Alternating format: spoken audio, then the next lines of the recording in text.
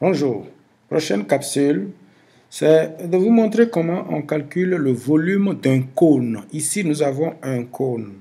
Alors, je vous donne la formule du volume d'un cône.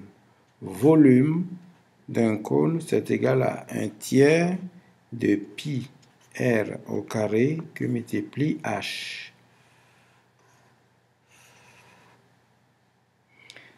Alors, vous voyez toujours que pi r au carré, c'est la surface de base du cercle qui se trouve ici. Et ça, c'est la hauteur qui est égale. Mais ici, nous avons des mesures impériales. On doit utiliser des verges ici. Et l'unité ici, ce sont des verges. Alors donc, ici, voilà ce qu'on va appeler l'apothème. L'apothème, c'est ce côté du cône. Mais dans d'autres cas, lorsque on vous demande de déterminer si l'apothème n'est pas donné, on peut déterminer ça avec le théorème de Pythagore parce que ça fait un rectangle dont l'apothème est égal à l'hypoténuse. Mais comment nous allons calculer ici? Alors, nous connaissons le volume qui est donné ici. Le volume, c'est égal à 205 verges. Alors, on met 205 est égal à 1/3 de pi r au carré h. Alors, on va remplacer h par sa valeur. On va avoir 205 est égal à 1/3 de pi r au carré que multiplie 4. La hauteur ici de ce cône, c'est égal à 4 verges.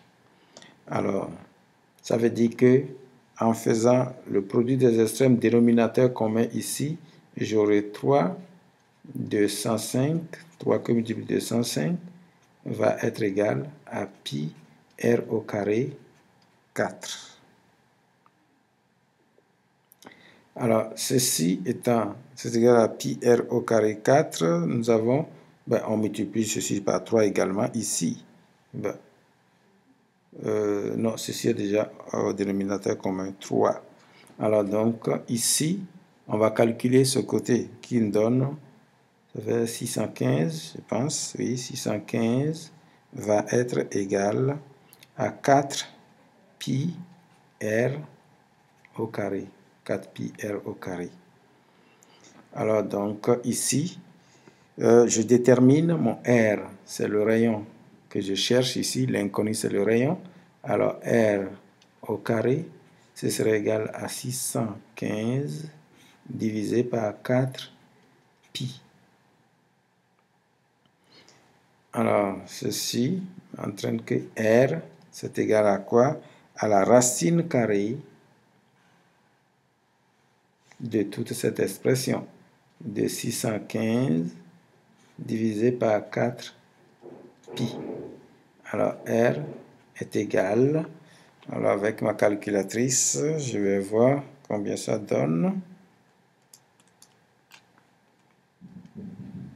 La racine carrée de 615 divisé par 4 pi.